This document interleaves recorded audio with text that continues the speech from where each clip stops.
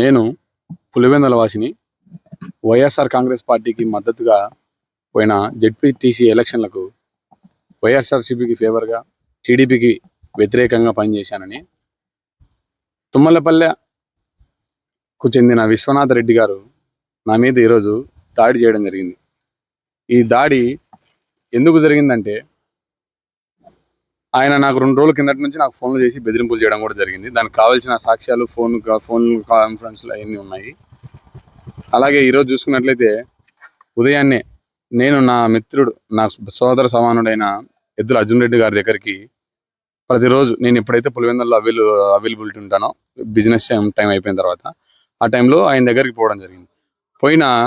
నేను అక్కడ పోయిన సమయానికి విశ్వనాథ రెడ్డి గారు అక్కడ ఉండడం జరిగింది. సో నాకు ఆయన ఉన్నారని కూడా తెలియదు. నేను నా పని మీద నేను పోవడం జరిగింది. నార్మల్గా కూర్చొని నా పొద్దున ఉదయం ఫోన్ చేసి మా అర్జున్ రెడ్డి గారు ఫోన్ చేశారండి అని చెప్తే మా ఆయన పోవడం జరిగింది. పోయిన వెంటనే లోపల ఆయన ఈ మొక్కం వేసుకుని కూర్చోవడం వల్ల నేను తిరుకొని వచ్చేసరికి ఆయన విశ్వనాథ రెడ్డి గారని తెలిసింది. ఆయన ఇటీవలే జెడ్పీటీసీ ఉప ఎన్నికలలో భాగంగా టీడీపీకి పోవడం జరిగింది. మరి ఆయన ఎవరిని మెప్పు పొందడానికి నా మీద దాడి చేసినాడో నాకు తెలియదు. కానీ పోయి కూర్చుంటే ఇట్లా నువ్వు వైఎస్ఆర్సీపీకి ఫేవర్గా ఉండవు, టీడీపీని వ్యతిరేకిస్తున్నావు అని చెప్పి నన్ను మాట్లాడడం జరిగింది. జరిగితే నేను చెప్పడం జరిగింది, నేను పులివెందుల్లో ఉన్నంతకాలం, నా ఊపిరి ఉన్నంతకాలం వైఎస్ఆర్ కాంగ్రెస్ పార్టీకి ఫేవర్గానే చేస్తా, జగన్మోహన్ రెడ్డి గారికి మద్దతుగా చేస్తా, అవినాష్ రెడ్డి గారికి మద్దతుగానే ఉంటా. నా ఊపిరి వాళ్ళ కుటుంబానికి అంకితం అని చెప్పినాక ఆయనకు నచ్చక నా మీద తిరిగి వెంటనే అక్కడ ఉన్న ఫ్యాన్కు సంబంధించిన రాడ్లతో నా మీద తలకు కొట్టడానికి చూస్తే నేను ఇట్లా చెయ్యి అడ్డం పెట్టడం జరిగింది. చెయ్యి అడ్డం పెట్టిన సమయంలో నా చేతికి దెబ్బ తగిలి చేతికి దెబ్బలు జరిగింది. దాని తర్వాత అక్కడ ఉండే వస్తువులు, ఆ ఎలక్ట్రికల్ షాప్లో ఏమైతే వస్తువులు ఉంటాయో ఆ వైర్లు గీర్లతో దాడి చేయడం జరిగింది. దాన్ని నేను చిత్రీకరించడం కూడా జరిగింది. నా ఫోన్లో నేను వీడియో తీయడం కూడా జరిగింది.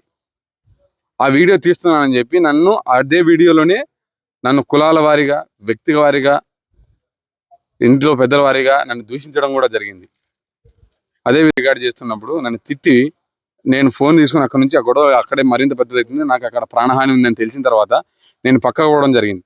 పక్కకు పోతుంటే నా కారు అద్దాలు, అవి కూడా ఏవైతే నా కారు అద్దాలు ఉన్నాయో చూడండి మీరు కూడా, అటు చుట్టుపక్కల 2 పక్కల అద్దాలు ధ్వంసం చేసి నా ఆస్తి నష్టం చేసి నాకు ప్రాణం మీదకి నన్ను కొట్టేలాగా, నా చెయ్యి ఇరిగేలాగా కొట్టి నా ఫ్రాక్చర్ జరిగింది. సో అంటే నేను వెంటనే అక్కడ నుంచి తప్పించుకొని నా చేతిగాయాలతో నాది ఆటోమేటిక్ బండి, కుడి చేతి గేర్లు వేసి మన డైరెక్ట్ గవర్నమెంట్ హాస్పిటల్ పోవడం జరిగింది. గవర్నమెంట్ హాస్పిటల్ పోయిన అనంతరం వైద్య చికిత్స పొంది అక్కడ నేను చేతికి నాకు జరిగిన ఫ్రాక్చర్కి ఇబ్బందులకు నేను తగిన చికిత్స పొంది ట్రీట్మెంట్ తీసుకొని వెంటనే పోలీసు వారి కార్యాలయానికి వెళ్ళడం జరిగింది. అక్కడ పైన వెంటనే మాకు ఇలా జరిగింది, మాకు ఇలా నష్టం జరిగింది, ఇలా ప్రాణహాని ఉంది అని చెప్పి ఒక పిటిషన్ రాసి, ఒక ఫిర్యాదు రాసి అక్కడ స్టేషన్లో ఉన్న వారికి ఇవ్వడం జరిగింది. నేను ఒకటే ఆశిస్తున్నా, ప్రజాస్వామ్యాన్ని బ్రతికించడానికి పోలీసులు ఉన్నారంటే నాకు న్యాయం చేస్తారని నేను కోరుతా ఉన్నా. ఎందుకంటే అక్కడ ఎవరూ లేరు.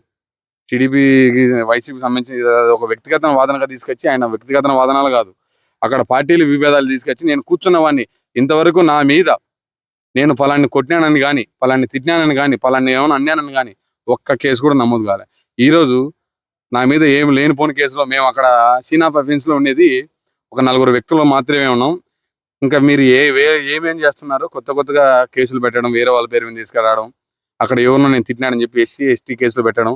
నేను 2 చేతులు, నా చేయి బాగలేకపోయినా నా 2 చేతులు ఎత్తి ఒకటే నేను పోలీసు వారిని, కోయ ప్రవీణ్ గారిని, అలాగే మా పులివెందుల CI గారిని, DS అందరినీ ఒకటే కోరుతా ఉన్నా, మాకు ఏదైతే అన్యాయం జరిగిందో మాకు న్యాయం చేయాలని కోరుతా ఉన్నాం.